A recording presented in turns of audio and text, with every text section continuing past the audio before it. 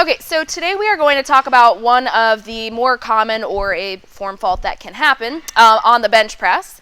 We are going to talk about the butt driving off of the bench. So if you have a coach and they have told you before not to drive your butt up off the bench, or if you're interested in powerlifting and you've read through the rules, you'll see that it is against the rules to drive your butt off the bench.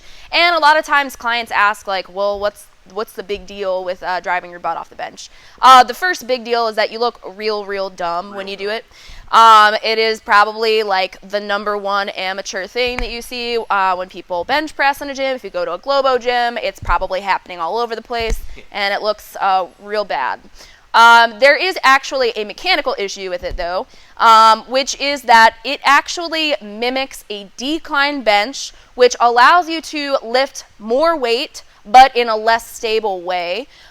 So let's break that down a little bit, why it sort of makes this into a decline bench. So Alex is first going to show us a good rep of the bench press, and I want you to pay attention to this sort of angle of the arch right here. So where his chest to the bottom of his ribs, essentially, you can see what angle that's at right now, right? And it doesn't really matter exactly what that is.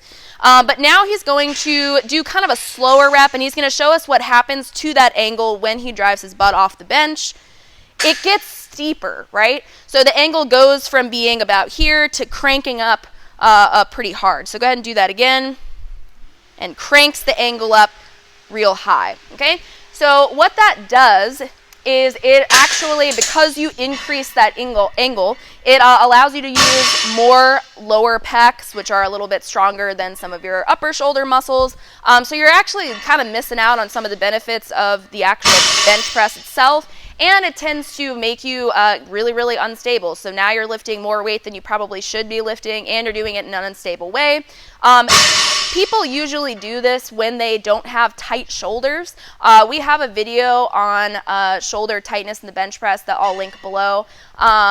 They tend to do this because their shoulders are not tight anyway. So now we've kind of doubled down on the instability of the bench press.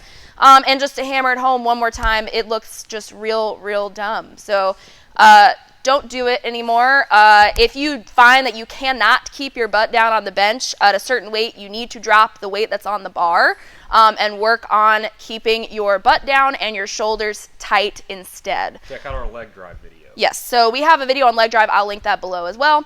And that'll do it for driving your butt off the bench.